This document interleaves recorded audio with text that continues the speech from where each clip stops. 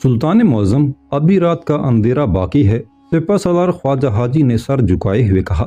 किले के अंदरूनी रास्तों से नावाकफियत के सबब ये तारीकी सुल्तान के लश्कर को नुकसान भी पहुंचा सकती है। सुबह का उजाला हमसे ज्यादा दूर नहीं, अगर हम रोशनी का इंतजार कर लें तो। नहीं ख्वाजा, सुल्तान ने अपने सिपह सलार की बात काट दी।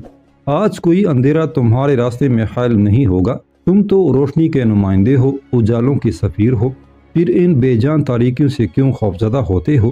ख्वाजा हाजी ने अपनी शमशीर पर गिरफ्त मजबूत कर दी थी।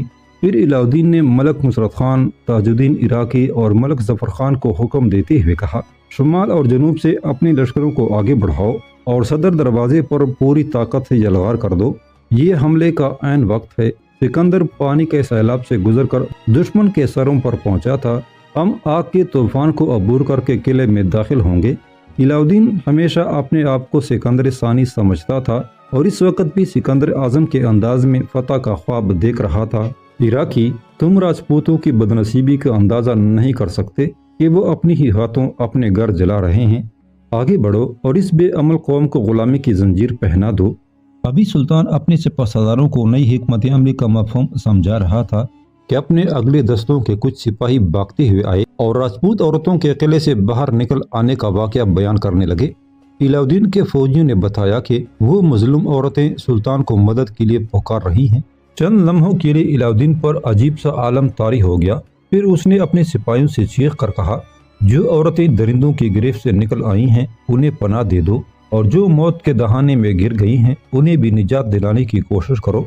मौत जीस पर सिर्फ खुदा का अख्तियार है, मगर तुम अपनी शमशीरों का कर्ज अदा करो। आज मजलूम तुम्हें मदद के लिए पुकार रहे हैं। तुमने सियासी जंगें बहुत लड़ी हैं, लेकिन इस जंग को इन सितम रसीदा इंसानों के नाम कर दो जिससे तुम्हारा कोई मजहबी रिश्ता नहीं है। सुल्तान का हुक्म सुनते ही मुसलमान सिपाही कई सिमतों में बिखर गए। सिपह सलार ख्वाजा हाजी सदर दरवाजे की तरफ बढ़ा। सुल्तान के फौजियों की एक कसीर तादाद किले की शुमाली और जनूबी फसीलों के गहरे शिगाफ से दाखिल हुई। भड़कते हुए शोलों की रोशनी उन्हें रास्ता दिखा रही थी, लेकिन वो बड़ी एहतियात से आगे बढ़ रहे थे। अनजाने महाज पर यह मुकाबला बहुत सख्त और सब्र आजमा साबित हुआ। अगरचे नादीदा मोर्चों पर राजपूत सिपाहियों की तादाद कम थी, लेकिन रात के धुंधलके से उन्हें बहरहाल एक मखसूस फायदा पहुंच रहा था। वो किसी न किसी ओट से अचानक बरामद होते और मुसलमान सिपाहियों को निशाना बनाने की कोशिश करते। इलाउद्दीन के जानिसार कट कट कर जमीन पर गिर रहे थे, मगर उनकी पेशकदमी जारी रही। वो पीछे मुड़कर देख भी नहीं सकते थे कि उनके सुल्तान का यही हुक्म था। सूरज पोल, जो किला चित्तौड़ का सदर दरवाजा था, उस पर गुमसान का रन पड़ा।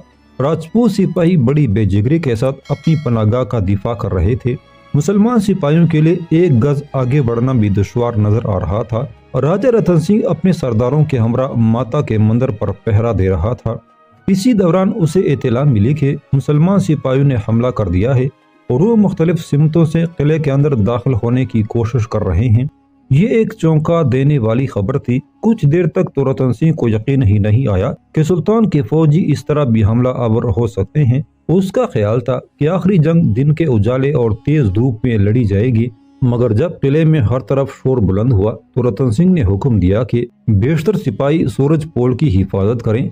उस दरवाजे में दाखिल होने के बाद किले का कोई हिस्सा महफूज नहीं रह सकता। बाकी रास्ते बहुत ज्यादा पुरपेश थे, उनसे मुसलमान फौजियों का गुजरना आसान नहीं था। यही सोचकर रतन सिंह ने अपनी तमाम नई ताकत सूरज पोल के दिफा के लिए वक्फ कर दी थी। राजपूत सिपाही बड़ी तेजी से सिमटकर सूरज पोल पर जमा हो रहे थे और सुल्तानी लश्कर के सामने एक आहनी दीवार बन गए थे। एक घंटे की मुख्तसर सी जंग में इलाउद्दीन के सैकड़ों सिपाही लुकमे अजल बन चुके थे, मगर ख्वाजा हाजी अपने फौजियों को मुसलसल पेशकदमी का हुक्म दे रहा था।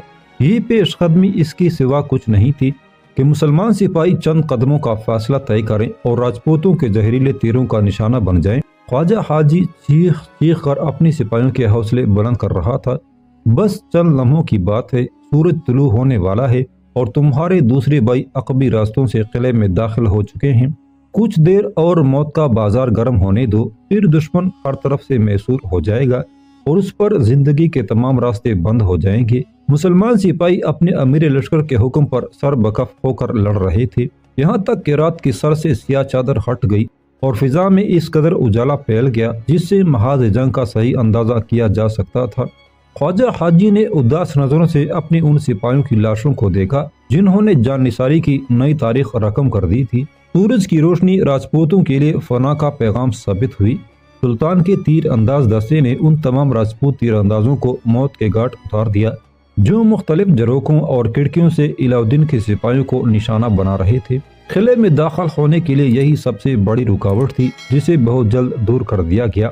اب سلطانی لشکر کے بڑھتے ہوئے قدموں کو روکنے والا کوئی نہیں تھا۔ کچھ دیر تک سورج پول پر خوفناک جنگ ہوتی رہی۔ راجپوتوں نے قلعے کے راستے میں اپنی لاشوں کی دیواریں بنا دی تھیں، مگر علاؤدین کے فوجیوں کا جذبہ تسخیر ایک ایسا سیلاب تھا جس سے پتھروں کے جگر بھی کٹ جاتے تھے۔ انسانی گوشت کے نرم و نازک ٹکڑے ان کی راہوں میں کس طرح حائل ہو سکتے تھے؟ جب سورج پول پر چتوڑ کے محافظوں کی گرفت کمزور ہونے لگی تو کچھ سرداروں نے رتن سنگھ کو مشورہ دیتے ہوئے کہا کہ قلعے کا صدر دروازہ بند کر دیا جائے۔ راجپوت سردار اس طرح اپنی شکست کو عارضی طور پر ٹالنا چاہتے تھے، مگر رتن سنگھ نے یہ کہتے ہوئے انکار کر دیا، اگر سورج پول بند ہو گیا تو ہم دشمنوں کے نرغے میں گر کر بے کسی کی موت مارے جائیں گے۔ رتن سنگھ کو اندازہ تھا کہ علاؤدین کے سپاہی شمال اور جنوبی سمتوں سے قلعے کے اندر داخل ہو چکے ہیں، اگرچہ انہیں ایک طویل چکر کاٹ کر سورج پول تک پہنچنا ہوگا، لیکن انجام کار وہ اپنے مقصد میں کامیاب ہو جائیں گے۔ اسی خیال کے پیش نظر راجہ رتن سنگھ سورج پول کو بند کرنے سے گریزاں تھا۔ راجپوت سمراٹ نے آخری بار اپنے سپاہیوں کو مخاطب کیا، درگا اور کالی کی قوتیں تمہارے سروں پر سایہ فگن رہیں، شکست کسی بھی صورت میں تمہارا مقدر نہیں بن سکتی، جیتے تو وجیتا کہلاؤ گے اور مر گئے تو امر ہو جاؤ گے۔ رتن سنگھ کی اس تقریر نے راجپوتوں کے بجھتے ہوئے جذبوں کی آگ کو نئے انداز سے بھڑکا دیا۔ اب ان کے لیے زندگی اور موت کے الفاظ اپنا مفہوم کھو چکے تھے۔ گھروں میں آگ لگ چکی تھی، بیوی بچے یا تو نظر آتش ہو چکے تھے یا پھر اس ہنگامے داروگیر میں ان کا کوئی پتہ نہیں تھا کہ زندہ ہیں تو کس حالت میں ہیں۔ چتوڑ کے نگہبان پیچھے مڑ کر دیکھتی بھی تو کس لیے؟ زندگی جن رشتوں سے عبارت ہے وہ ایک ایک کر کے ٹوٹ گئے تھے۔ مجبوراً راجپوتوں کو ہلاکت و بربادی سے اپنا ناطہ جوڑنا پڑا۔ وہ دیوان نوار سلطان کے بڑھتے ہوئے لشکر پر حملہ کر رہے تھے۔ جنگ صرف جذبوں سے نہیں، عقل و ہوش سے بھی لڑی جاتی ہے۔ دشمن پر فتح حاصل کرنے کے لیے شجاعت و مردانگی ہی نہیں، بہترین منصوبہ بندی کی بھی ضرورت ہوتی ہے، مگر راجپوت اس صلاحیت سے محروم ہو چکے تھے۔ ان کی تلواریں فضا میں لہرا رہی تھی، لیکن وحشت و جنون کے سبب اکثر وار خالی جا رہے تھے۔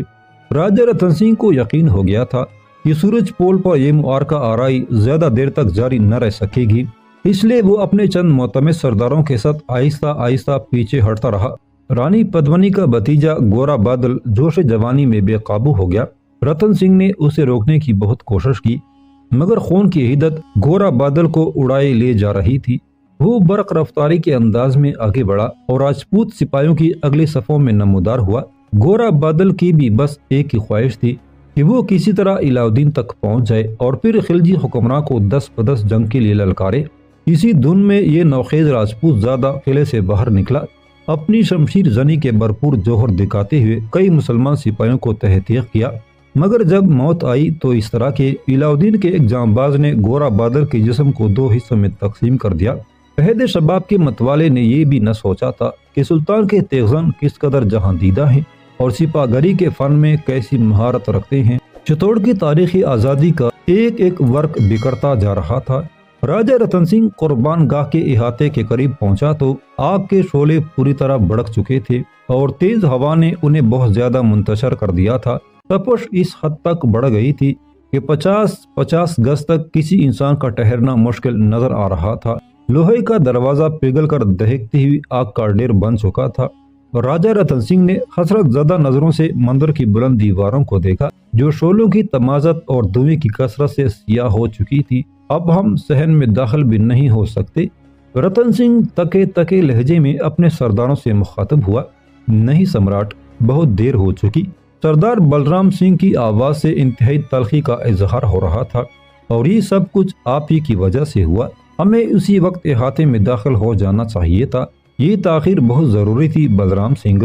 راجپوت سمراٹ نے اپنے سردار کے لہجے کی سرکشی کو نظر انداز کرتے ہوئے کہا، اگر ہم ایسا نہ کرتے تو کوئی راجپوت دشمن سے مقابلے کے لیے آمادہ نہ ہوتا۔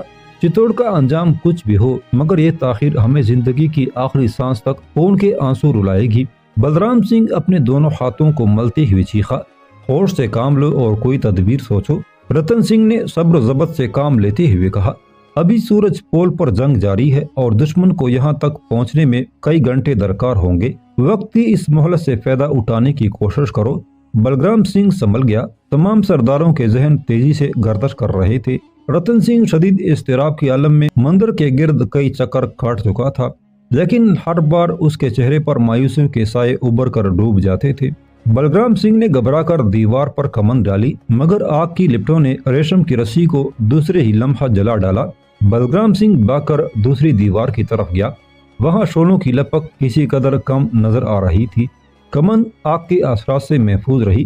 بلرام سنگھ نے خوشی میں نعرہ بلند کیا، جے ماتا کی، اور دیوار پر چڑھنے لگا۔ رتن سنگھ اور دوسرے راجپوت سردار بھی اچانک بہت زیادہ مطمئن نظر آنے لگے تھے، مگر اس وقت ان کی مایوسیوں کی انتہا نہ رہی جب بلرام سنگھ نے ایک ہاتھ سے دیوار کی منڈیر کو پکڑنے کی کوشش کی۔ دیوار کے پتھر لوہے کے ٹکڑوں کی طرح تپ رہے تھے۔ بلرام سنگھ اس آفت ناگہانی کو برداشت نہ کر سکا اور توازن کھو بیٹھا۔ کمند اس کے ہاتھ سے چھوٹ گئی تھی۔ دیوار اور زمین کے فرش کا فاصلہ زیادہ تھا، اس لیے بلرام سنگھ کی ایک ٹانگ ٹوٹ گئی۔ فطرتاً بہادر تھا، تکلیف برداشت کر گیا، مگر اب وہ کسی سہارے کے بغیر چلنے سے معذور ہو گیا تھا۔ اپنے ایک ساتھی کا حشر دیکھ کر راجا رتن سنگھ اور دوسرے راجپوت سرداروں کی آخری امیدیں بھی دھوئیں کے گہرے بادلوں میں ڈوب گئی تھی۔ ابھی وہ سب کے سب شعلوں میں گرے ہوئے مندر کے طلائی گنبد کو یاس بڑی نظروں سے دیکھ رہے تھے کہ چند بدحواس سپاہی رتن سنگھ کے قریب آئے اور سر جھکا کر کھڑے ہو گئے۔ ان کے اترے ہوئے چہرے بھی دھوئیں کے ہم رنگ ہو گئے تھے۔ خاموش کیوں ہو؟ کیا تمہاری زبانوں کو فالج نے کھا لیا؟ رتن سنگھ چپ کھڑے ہوئے سپاہیوں پر برس پڑا۔ سمراٹ، آپ کے غلام سورج پول کی حفاظت نہ کر سکے؟ ایک سپاہی نے لرزتے ہوئے یہ المناک خبر سنائی۔ ہر قدم پر راجپوت ویروں نے شتروں کو روکنے کے لیے اپنے شریروں کی باڑ لگا دی، مگر علاؤ الدین کی سینا انہیں بھی پار کر گئی۔ بزدلو، واپس جاؤ اور ایک ایک انچ زمین کے لیے لڑو۔ رتن سنگھ نے غضبناک لہجے میں اپنے سپاہیوں کو حکم دیا، لیکن راجپوت سردار دیکھ رہے تھے کہ ان کے فرمان رواں کے قدموں کی لرزش نمایاں ہو چکی تھی۔ سپاہی گردنیں جھکائے ہوئے لوٹ گئے اور رتن سنگھ اپنے سرداروں کے ہمراہ ایک خفیہ تہہ خانے کی طرف بڑھا۔ بلرام سنگھ کو دو سردار سہارا لیے ہوئے تھے اور چتوڑ کا حکمراں طبقہ اپنی جان بچانے کے لیے آخری پناہ گاہ ڈھونڈ رہا تھا۔ وہ 26 اگست 1303 محرم 703 ہجری کا ایک یادگار دن تھا جب دوپہر کے بعد سلطان علاؤ الدین خلجی کا لشکر اس قلعے میں داخل ہوا جسے بڑے بڑے فوجی دانشور ناقابل تسخیر قرار دیتے آئے تھے اور جس کے بارے میں خوشگمان راجپوتوں کا خیال تھا کہ آسمان کو چھو لینا ممکن ہے مگر کوئی دشمن چتوڑ کی بلند دیواروں تک نہیں پہنچ سکتا۔ مسلمان مورخوں کی روایت کے مطابق 6 ماہ اور ہندو تاریخ نویسیوں کی رائے میں مسلسل 8 ماہ کے تکا دینے والے محاصرے کے بعد علاؤ الدین خلجی نے چتوڑ کا ایک ایک اعزاز چھین کر اسے اپنے قدموں تلے رون ڈالا۔ آج تمام بلندیاں پستیوں میں بدل گئی تھی اور سارے آہنی دعوے کسی نازک شیشے کے ٹکڑوں کی طرح ٹوٹ کر ادھر ادھر بکھر گئے تھے۔ علاؤ الدین خلجی حضرت امیر خسرو کے ساتھ اس مصنوعی پہاڑی کی چوٹی پر کھڑا تھا جہاں حشام اسدی نے منجنیق کے نصب کر کے قلعے کی سنگی دیواروں کو گھاس کے تنکوں کا ڈیرا بنا دیا تھا۔ خسرو، ہمارے جانبازوں کو دیکھ رہے ہو کہ کیسی سرمستی کے عالم میں آگے بڑھتے چلے جا رہے ہیں۔ آج انہیں روکنے والا کوئی نہیں اور ان سرفروشوں کو کیسے روکا جا سکتا ہے؟ یہ سب کے سب حضرت شیخ نظام الدین اولیاء کے غلام ہیں۔ علاؤ الدین فتح کا یہ ناقابل یقین منظر دیکھ کر بہت زیادہ جذباتی ہو گیا تھا اور اس کی آنکھوں میں نمی سی جھلکنے لگی تھی۔ خسرو، حضرت شیخ کی دعاؤں نے علاؤ الدین کو شرم و رسوائی سے بچا لیا، ورنہ آج تمہارا سلطان اپنے سینے پر ناکامی کے زخم سجائے کسی گوشے میں پڑا لوگوں کے تانے سن رہا ہوتا۔ وہ کیسا اذیتناک وقت ہوتا خسرو جب ہمارا شوق تسخیر ایک دیوانے کا خواب بن جاتا۔ ہم نے کیسے پرہول صحرا میں اپنے لشکروں کو جھونک دیا تھا۔ خدا کی پناہ، خدا کی پناہ۔ جوش اضطراب میں علاؤ الدین خلجی نے حضرت امیر خسرو کے دونوں ہاتھ پکڑ لیے۔ خسرو، ہم تمہارے شکر گزار ہیں کہ تم نے حضرت شیخ کی بارگاہ میں ہماری درخواست پیش کی۔ امیر خسرو کی عجیب کیفیت تھی، آنکھوں سے آنسو بہہ رہے تھے اور آپ خاموش کھڑے اس راستے کی طرف دیکھ رہے تھے جس سے گزر کر سلطان کا لشکر یہاں تک پہنچا تھا۔ خسرو، ہمارے پاس حضرت شیخ کا شکریہ ادا کرنے کے لیے الفاظ نہیں ہیں۔ خدا نے ہمیں سیم و زر کے اتنے انبار دیے ہیں کہ دنیا کا بڑا سے بڑا بادشاہ بھی دولت میں ہمارا مقابلہ نہیں کر سکتا، مگر جب ہم نظام الدین اولیاء کو کوئی نظر پیش کرنا چاہتے ہیں تو یہ سارے خزانے بڑے حقیر نظر آنے لگتے ہیں، اور ہم اچانک شہنشاہ سے ایک غریب و مفلس انسان بن جاتے ہیں جس کا دامن دریدہ ہوتا ہے اور ہاتھ خالی نظر آتے ہیں۔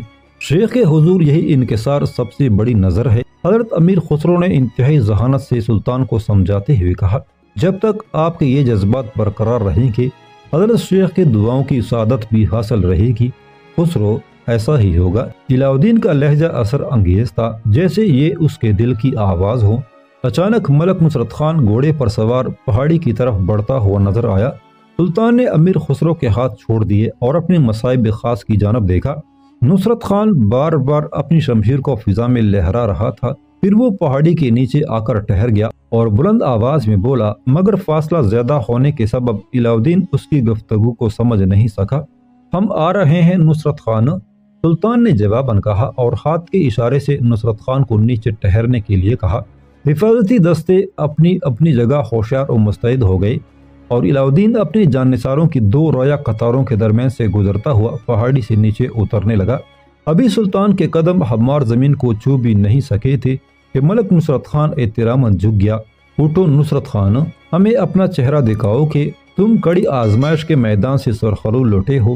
علاء الدین نے اپنے جانباز سے پسسالار کو پرجوش آواز میں پکارا۔ ملک نصرت خان سیدھا ہوا اور اس نے اپنی شمشیر کو نیام سے نکال کر سلطان کے قدموں میں رکھتے ہوئے کہا۔ سلطان کے جاہ جلال کا سایہ پورے چتوڑ پر چھا گیا۔ شاہ کے دستے کشور کشاہ نے غلاموں کو جو شمشیریں عطا کی تھی وہ سب کی سب دشمن کے خون سے سرخ ہو گئی۔ کسی سرکش و نافرما کی گردن اس کے کاندھوں پر قائم نہیں رہی، اور راجپوتوں کے جتنے بھی سر نظر آ رہے ہیں وہ سلطان کی دہشت سے جھکے ہوئے ہیں۔ انہیں امان دے دی گئی ہے کہ وہ فاتح عالم کے رحم کی بھیک مانگ رہے تھے۔ ملک نصرت خان نے محاذ جنگ کی تفصیل بتاتے ہوئے کہا، اور وہ مغرور عورت کہاں ہے ملک؟ سلطان نے بے چین ہو کر رانی پدمنی کے متعلق سوال کیا۔ ابھی کچھ خبر نہیں سلطان معظم، ملک نصرت خان نے جواباً عرض کیا، ہر طرف آگ ہی آگ ہے۔ شہنشاہ کے نمکخوار معصوم بچوں اور بے گناہ عورتوں کو بچانے کی کوشش کر رہے ہیں۔ ایک لمحے کے لیے علاء الدین اداس نظر آنے لگا، مگر اس نے فوراً ہی اپنے جذبات پر قابو پا لیا۔ اور خواجہ حاجی کہاں ہے؟ عراقی اور ظفر خان کیا کر رہے ہیں؟ سلطان نے اپنے تینوں سپہسالاروں کے بارے میں دریافت کیا۔ شاہ کا ہر غلام اپنے فرض سے سبکدوش ہونے کی کوشش کر رہا ہے۔ ملک نصرت خان نے اطلاعاً کہا، انہیں ہماری طرف سے اس عظیم الشان فتح پر مبارکباد دو اور ان سے کہو کہ وہ احتیاط کے ساتھ آگے بڑھے۔ اگر ان کے جسموں پر کوئی زخم آیا تو شاہ والا اسے اپنے دل پر محسوس کریں گے۔ سلطان نے ملک نصرت خان کو حکم دیتے ہوئے کہا، تم سب ہمارے دست و بازو ہو اور ہم کسی بھی صورت میں یہ برداشت نہیں کریں گے کہ ہمارا ایک ہاتھ کٹ جائے۔ ملک، ان تینوں کو ہمارا حکم پہنچا دو کہ ان کی جانیں ہمارے لیے چتوڑ کی فتح سے بھی زیادہ قیمتی ہیں۔ اگر انہوں نے اپنی سلامتی کی طرف سے غفلت برتی تو بہت جلد ہم ان سے ایک ایک کوتاہی کا حساب لیں گے۔ ملک نصرت خان اپنے سلطان کی اس کرم نوازی پر بے قرار ہو گیا۔ اس نے آگے بڑھ کر علاء الدین کے ہاتھوں کو بوسہ دیا، قبائے شاہی کو کئی بار آنکھوں سے ملا اور تیزی کے ساتھ قلعے کی طرف چلا گیا۔ سلطان اپنے خیمے میں واپس پہنچا تو رام دیو ہاتھ باندھے دروازے پر کھڑا تھا۔ علاء الدین کو دیکھتے ہی زمین بوس ہو گیا۔ تیرا علم سچا ہے رام دیو، علاء الدین نے اس شعبدہ کی طرف تعریفی نظروں سے دیکھتے ہوئے کہا، تیری پیشگوئی پوری ہو گئی، سمراٹوں کے سمراٹ، ابھی کیا ہوا ہے؟ رام دیو سلطان کے قدموں پر مچلنے لگا، میری آنکھیں دیکھ رہی ہیں کہ ابھی تو اس زمین پر بڑے حشر اٹھیں گے، انسانی خون کے بڑے سیلاب آئیں گے اور پھر سلطان کا پرچم دنیا پر لہرا جائے گا، اسے ہمارے خیمے میں بھیج دو۔ علاء الدین نے اپنے محافظ سپاہیوں کو حکم دیا اور خود تیزی سے اندر چلا گیا۔ رام دیو زمین سے اٹھا اور سلطان کی قربت سے شرفیاب ہونے کے لیے آگے بڑھنے لگا۔ حضرت امیر خسرو نے اس عیار انسان کو انتہائی ناپسندیدہ نظروں سے دیکھا، مگر زبان سے کچھ نہ کہہ سکے کہ انہیں علاء الدین کے مزاج کا بخوبی اندازہ تھا۔ خوشامد پسندی سلطان کی فطرت میں شامل تھی اور رام دیو اس کی اس کمزوری سے بھرپور فائدہ اٹھا رہا تھا۔